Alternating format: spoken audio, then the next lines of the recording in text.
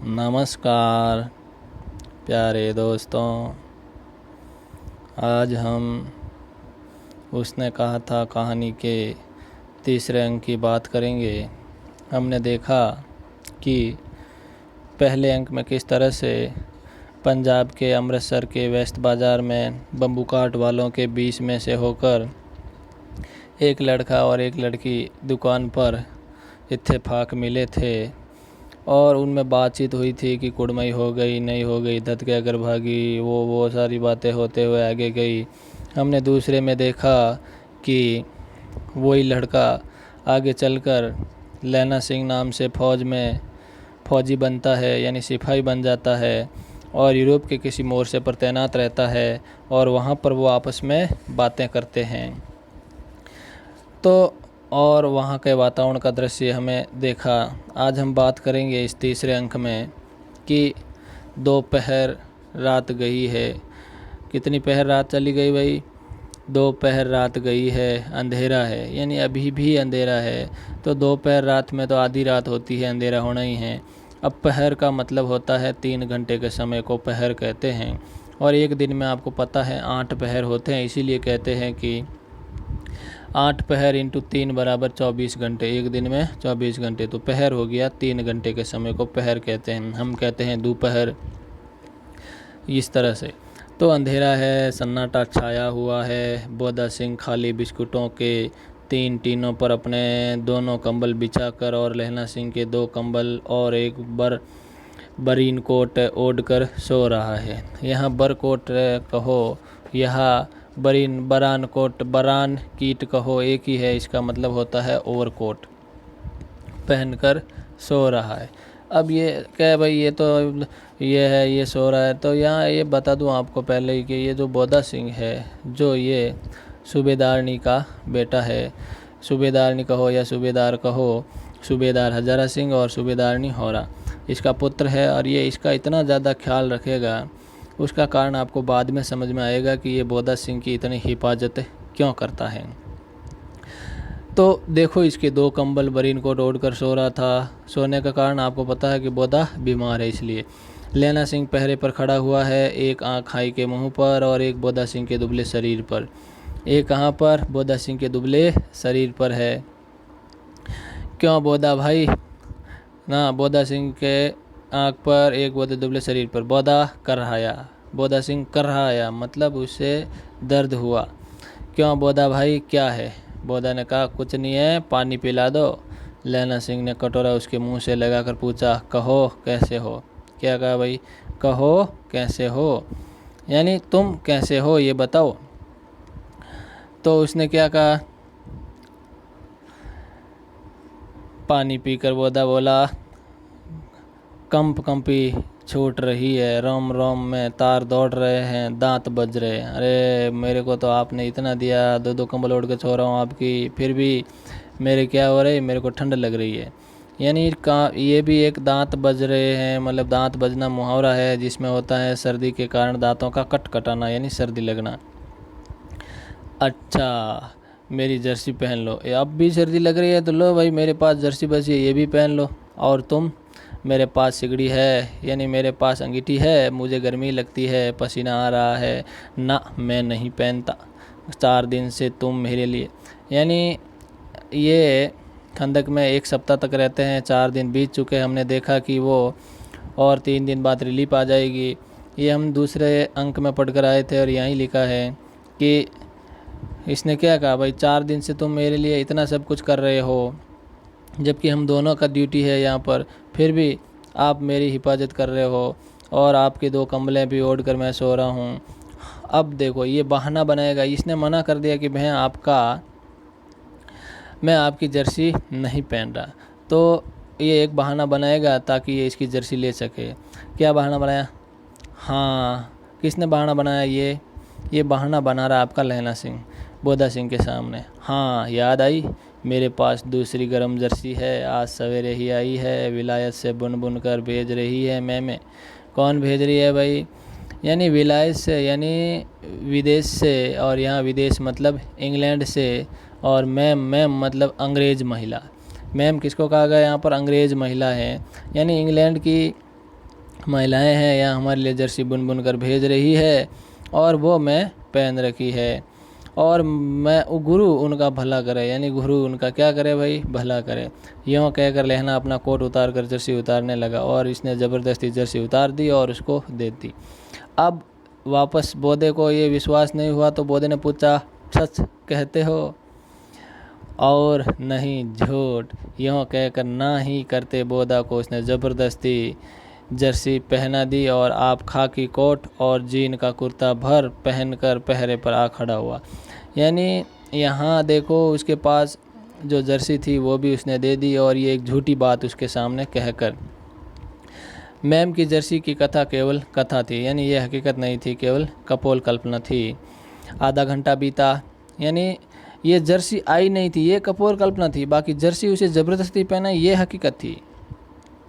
आधा घंटा बीता, इतने में खाई के मुंह से आवाज़ आई, यानी यहाँ कोई नए अफसर आए हैं। और आते ही कहा, सूबेदार हजारा सिंह। कौन? लेफ्टिनेंट साहब। तो कौन है भाई? उसने पूछा। लेफ्टिनेंट साहब है क्या? लेफ्टिनेंट मतलब लेफ्टिनेंट साहब। हुजूर, हुक्म हुजूर कहकर सूबेदार हजारा सिंह तन कर फौजी सलाम करके सामने हुआ। सामने होते ही उसने आदेश दिया। क्या दिया? लेफ्टिनेंट साहब ने, देखो इसी समय धावा करना होगा। अरे इसी समय हमला करना होगा। कहाँ करना है? मील भर की दूरी पर पूरब के कोने में एक जर्मन खाई है, उसमें 50 से ज़्यादा जर्मन नहीं है, यानी 50 से ज़्यादा जर्मन उसमें नहीं है और आपको वहाँ पर जाना होगा। यानी 50 से अधिक नौकर नहीं है, 50 से कम है और आप वहाँ जाओ। मील भर की दूरी पर पूरब के कोने में एक जर्मन खाई है, उसमें 50 से ज़्यादा जर्मन नहीं है। इन पेड़ों के नीचे नीचे 2 खेत काट कर रास्ता है, 3-4 घुमाव है, जहाँ मोड़ हैं वहाँ 15 जवान खड़े कराए हों। यानी आप यहाँ से जाओगे, घुमाव आएंगे, वहाँ आपको 15 जवान मिलेंगे, पहले से 15 फौजी खड़े हैं। तुम यहाँ 10 आदमी छोड़कर सबको साथ ले उनसे जा मिलो। यानी यहाँ 10 आदमी इस खंदक में रहने दो, बाकी सब चले जाओ और उनसे मिल लो। खंदक छीन कर वहीं जब तक दूसरा हुक्म न मिले डटे रहो, हम यहाँ रहेगा। अब ये नकली लेफ्टिनेंट साहब आए हैं, लेफ्टिनेंट साहब, और ये यहाँ से इनको बाहर भेजने की कोशिश कर रहे हैं। कौन भेजने की कोशिश कर रहे हैं? वही नकली लेफ्टिनेंट साहब है जो ये हजारा सिंह को रवाना कर दिया, यानी सूबेदार को। अब पीछे लहना सिंह रहेगा। देखो जो हुक्म, यानी जो आदेश दिया उसकी पालना होगी। चुपचाप सब तैयार हो गए। बोधा भी कंबल उतार कर चलने लगा। अब देखो बोधा बीमार है, फिर भी हुक्म की पालना में चलना पड़ेगा, इसलिए तैयार हो गया। तब लहना सिंह ने उसे रोका, लेकिन लहना सिंह ने बोधा सिंह को रोक रहा है। इसका कारण अलग है, वो आपको धीरे धीरे कहानी पूरी होगी तब समझ में आएगा। लहना सिंह आगे हुआ तो बोधा की ओर इशारा किया। लहना सिंह समझकर चुप हो गया। पीछे 10 आदमी कौन रहे, इस पर बड़ी हुज्जत हुई। क्या हुई भाई? बड़ी हुज्जत हुई, यानी बड़ा झगड़ा हुआ, विवाद हुआ कि भाई पीछे कौन रहे, क्योंकि पीछे कोई रहना चाहता ही नहीं था, सब जाना चाहते थे। और पहले आपको दृश्य देखा था आपने 2 अंक में, किस तरह से वो आपस बातें कर रहे थे। पानी बार समय उसने विदूषक वजीरा सिंह ने कहा था कि मैं पादा बन गया हूँ, इस तरह से हंसी मजाक हो रही थी। और लैला ने भी कहा था कि हड्डियाँ अकड़ गई है, ये बहुत सारी। और बिना लड़े सिपाही बिगड़ता है, बिना फेरे घोड़ा बिगड़ता है, और आपने बताया था कि बिना पढ़े हाँ वो बिगड़ता है। तो सारी बातें वहाँ हुई थी। यहाँ यही है कि फिर आते ही अब कार आप पीछे रहना नहीं चाहते थे। पीछे 10 आदमी कौन रहे, इस पर बड़ी हुज्जत हुई। कोई रहना नहीं चाहता था। समझा बुझाकर सूबेदार ने मार्च किया, यानी सूबेदार रवाना हो गए। लेफ्टिनेंट साहब लहना की सिगड़ी के पास मुंह फेर कर खड़े हो गए, यानी उल्टे मुंह खड़े हो गए। सिगड़ी के यानी अंगीठी के पास उल्टे मुंह खड़े हो गए। यहाँ देखो इसमें कोयले जला कर, ये एक तरह से अलाव की तरह है, अलाव जलाया की तरह है, वहाँ पढ़ते हैं। जेब में सिगड़ी निकाल कर सुलगाने लगे। 10 मिनट बाद उन्होंने लहना की और हाथ बढ़ाकर कहा, लो तुम भी पियो। अब देखो सिगरेट पी रहे थे लेफ्टिनेंट साहब, और उन्होंने कहा लहना सिंह के कि तुम भी ये लो सिगरेट पियो। लेकिन हमने देखा कि दूसरे अंक में भी हमने पढ़ा था कि जब फिरंगी मैम थी इनकी खूब सेवा करती थी और इनसे हमेशा तंबाकू खिलाने की कोशिश करती, तब ये नहीं खाते थे। इन्होंने कहा कि सिख तंबाकू नहीं खाते, सिख सिगरेट नहीं पीते, ये दूसरे अंक में भी आ गया था। यानी ये पूर्वाभास हो गया था कि सिख लोग होते हैं अंगीठी, यानी क्या करते हैं, तंबाकू सिगरेट, तंबाकू नहीं खाते, सिगरेट नहीं पीते।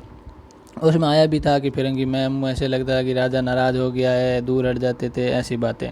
आगे तो उसने कहा भाई तुम भी सिगरेट पियो। आंख मारते और मारते लहना सिंह सब समझ गया। यानी लहना सिंह में प्रत्युत्पन्न मति है, यानी तत्काल समझने की शक्ति है, और उसने समझ गया और मुंह का भाव छिपा कर बोला, लाओ साहब। हाथ आगे करते ही उसने सिगड़ी के उजाले में साहब का मुंह देखा। क्या देखा भाई, साहब कैसे हैं, साहब का मुंह देखा। बाल देखे, तब उसका माथा ठनका, यानी उसे संदेह हुआ कि ये तो हमारे नकली ही है, असली साहब नहीं है। फिर भी ये पूरी तहकीकात करेंगे, इससे प्रश्न किए जाएंगे लेफ्टिनेंट साहब से, और लेफ्टिनेंट साहब ऐसे हाँ हाँ करेंगे और लहना सिंह पकड़ लेगा कि ये नकली लेफ्टिनेंट साहब है।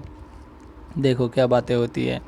लेफ्टिनेंट साहब के पट्टियों वाले बाल एक दिन में ही कहाँ उड़ गए, और उनकी जगह कैदियों के से कटे बाल कहाँ से आ गए। शायद साहब शराब पिए हुए हैं और उन्हें बाल कटवाने का मौका मिल गया है, लहना सिंह ने जांचना चाहा। लेफ्टिनेंट साहब 5 वर्ष से उसकी रेजिमेंट में थे, यानी जो असली लेफ्टिनेंट साहब थे, लेफ्टिनेंट साहब थे, वो 5 वर्ष से उसकी रेजिमेंट में थे, उनकी टुकड़ी में थे। तो लहना सिंह सब जानता था, लेफ्टिनेंट साहब के बाल कैसे लगते थे, चेहरे का क्या हुलिया है।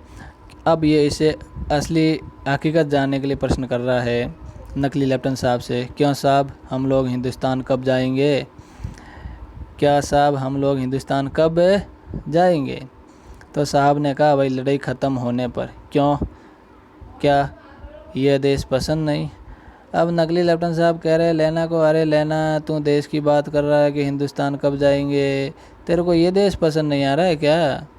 तो नहीं साहब, शिकार के वे मज़े यहाँ कहाँ, याद है पारसाल नकली लड़ाई के पीछे हम आप जगाधरी ज़िले में शिकार करने गए थे। हाँ हाँ देखो यहाँ पर पारसाल का मतलब पिछले वर्ष, विगत वर्ष, बीते साल। नकली लड़ाई मतलब हकीकत में लड़ाई नहीं हुई थी, हमने ऐसे बनावटी लड़ाई लड़ी थी।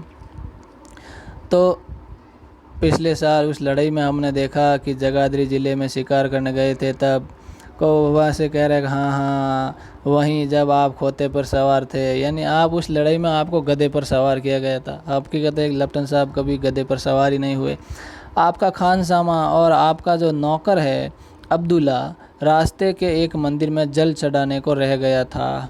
अब ये हकीकत है कि ना तो लेफ्टिनेंट साहब गधे पर सवार होते हैं और ना ही खानसामा अब्दुल्ला, यानी जो मुस्लिम लोग हैं जो मंदिर में जल नहीं चढ़ाते हैं। बेशक यानी निसंदेह, कोई संदेह नहीं हुआ उसको। पाजी कहीं का, यानी पाजी, यानी ये दूसरी बार शब्द आया है, पहले भी आया था पाजी मतलब दुष्ट। सामने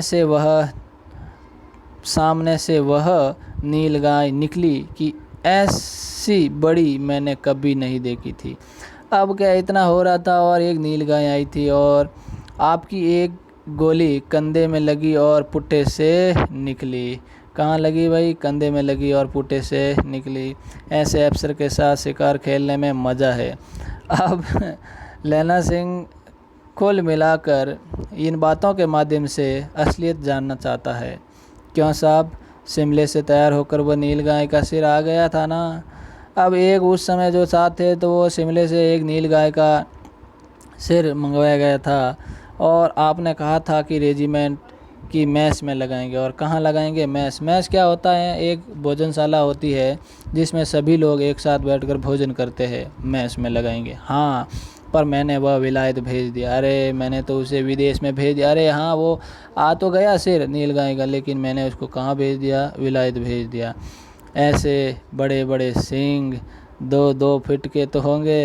अरे लेना कह रहे अरे उसके तो सींग बड़े बड़े थे। अच्छा इसका मतलब 2-2 फुट के तो होंगे ही होंगे भाई। हाँ अब नकली लेफ्टिनेंट साहब कह रहे हाँ लेना सिंह 2 फुट 4 इंच के थे।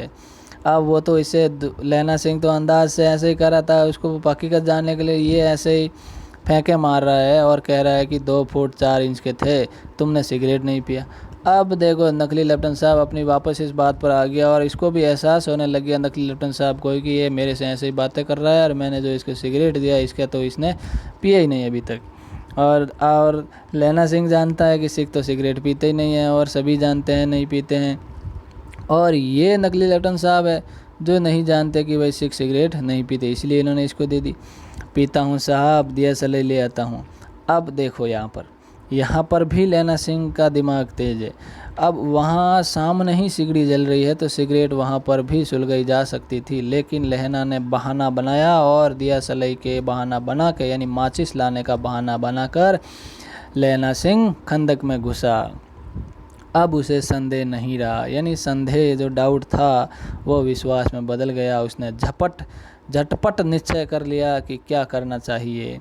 अब झटपट निश्चय कर लिया वही कर सकता है जिसमें प्रत्युत मनोवृत्ति का गुण हो, और ये लहना सिंह में बहुत अधिक मात्रा में है। अंधेरे में किसी सोने वाले से टकराया, यानी कोई नींद ले रहा था खंदक में, उसे टकराया कौन? वजीरा सिंह। तो जवाब आया, हाँ क्यों लहना, क्या कयामत आ गई, ज़रा तो आँख लगने दी होती। तो उसने कहा, भाई मेरे को क्या कयामत आ गई है लैना सिंह, आपने मेरे को जगाया क्यों, यानी थोड़ी तो नींद लेने दी होती। तो उसने कहा, भाई कयामत का मतलब क्या होता है? आफत, यानी कुछ न कुछ संकट, कुछ दुख आया है, प्रलय आया है, तो क्या कयामत आई है।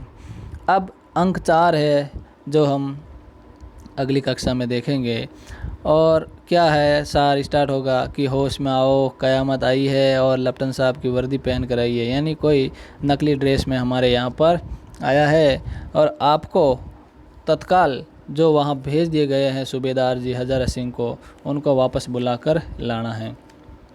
अब इसमें हम देखेंगे वापस आपसे कि 2-4 क्वेश्चन इसमें कैसे बन सकते हैं। जैसे यही आ सकता है कि क्यों लहना, क्या कयामत आ गई, ज़रा तो आँख लगने दी होती, ये शब्द किसने कहे। तो ये शब्द अभी हमने पढ़ा, ये लास्ट में ही आया है। किसने कहे? वजीरा सिंह ने कहा। किसने कहा भाई? वजीरा सिंह ने। और आपको पता है कि वजीरा सिंह कौन है? विदूषक है, मस्खरा है, यानी सेना में हंसाने वाला पात्र होता है, मजाक करने वाला, मनोरंजन करने वाला। आगे फिर ये भी आपने अगले मैम ने पढ़ चुका था कि ये कहानी सबसे पहले सरस्वती पत्रिका में छपी थी। अब और ऐसे भी आ सकता है कि हमने पहले फिर बीच के अंक में हमने पढ़ा कि निमोनिया से मरने वालों को मुरबे नहीं मिला करते। यहाँ पर मुरबे शब्द का हमने अर्थ बताया था कि नई नहर के पास की उपजाऊ भूमि होती है, उसे मुरबे कहते हैं। इसका एक अन्य अर्थ है स्वर के रूप में भी है, और यानी ये इनाम है। क्या है? मुरबे का मतलब इनाम है। अब ये भी हमने पढ़ लिया था कि 15 में प्रकाशित हुई थी, और हमने ये देखा, क्या देखा कि एक संवाद आया था बीच में। लैना सिंह ने नकली लेफ्टिनेंट साहब की पहचान करने के लिए पूछा था। क्या पूछा? वहीं जब आप खोते पर सवार थे और आपका खानसामा अब्दुल्ला रास्ते के एक मंदिर में जल चढ़ाने को रह गया था। यार खोते के नीचे क्या कर दिया भाई? रेखांकित कर दिया, अंडरलाइन कर दिया, और पूछा कि इस यहाँ पर खोते पद का क्या अर्थ है। तो खोते का मतलब क्या था भाई? खोते का मतलब गधा। क्या था भाई? खोता मतलब गधा। और ये आपको पता ही है कि इस में संवाद आया था पहले कि मैं पहले अंक की बात है, अत्तर सिंह की बैठक में वे मेरे मामा लगते हैं। यह बात किसने कही? तो यह बात लड़की ने कही, और यही लड़की हो रहा है और अपने मामा के घर आई हुई है और सब्जी बढ़िया लेने के लिए वहाँ पर दुकान पर आई थी और उनकी मुलाकात हुई थी। और यानी ये अत्तर सिंह की बैठक में वे मामा लगते हैं, ये बात लड़की ने कही थी, और वही लड़की आगे जाकर हज़ारा सिंह की पत्नी, और हज़ारा सिंह क्या है? सूबेदार। तो ये क्या बन गई? सूबेदारनी। आगे 4 दिन तक पलक न झपकी, बिना फेरे घोड़ा बिगड़ता है, बिना लड़े सिपाही। ये शब्द सैनिकों की आपस में बातचीत में कह रहा था, और ये सब सैनिकों की कैसी मनोदशा बताते हैं, यानी सैनिक युद्ध प्रिय था। सैनिक हमेशा युद्ध चाहते हैं। और जब ये नकली लेफ्टिनेंट साहब आए थे, उन्होंने कहा था कि भाई 10 सिपाही यहीं रुके, बाकी सारे चले जाए। तो तब वहाँ पर पीछे कौन रहे, इसके लिए काफ़ी क्या हुआ था, हुज्जत हुई थी। क्या हुई थी? काफ़ी हुज्जत हुई थी कि हम पीछे नहीं रहेंगे, यानी काफ़ी विवाद हुआ और उसके बाद में उसका मुश्किल से समाधान करके भेजा गया था। तो सैनिक तो युद्ध प्रिय चाहते थे, इसलिए पीछे बचना कोई चाहता ही नहीं था, इसलिए वो सभी वहाँ जाना चाहते थे। आगे क्या है कि हमें पता है कि उनका जन्म कहाँ हुआ था, गुलेरी जी का जन्म क्या गुलेरी गांव में हुआ था, इसलिए इनका उपनाम गुलेरी रखा गया है। क्या रखा गया है? गुलेरी रखा गया है। और देखो, आँख मारते मारते लहना सिंह सब समझ गया। अब लहना सिंह यहाँ क्या समझ गया? लहना सिंह ये समझ गया कि कोई नकली लेफ्टिनेंट साहब है और ये जर्मन है, और कोई जर्मन क्या दे रहा है भाई? धोखा दे रहा है। क्या दे रहा है? धोखा दे रहा है। अब ये बात एक और देखो, वहीं जब आप, हाँ ये हो गया कि आप मंदिर में जल चढ़ाने करेंगे, ये हो गया। अब यहाँ पर और देखिए कि हिंदी की उस कहानी का नाम बताओ जो फ्लैशबैक पद्धति की पहली कहानी है। तो आपको बताना है, उसने कहा था। तो आज के अंक में इतना ही, फिर मिलेंगे, तब तक के लिए धन्यवाद। जय हिंद, जय भारत।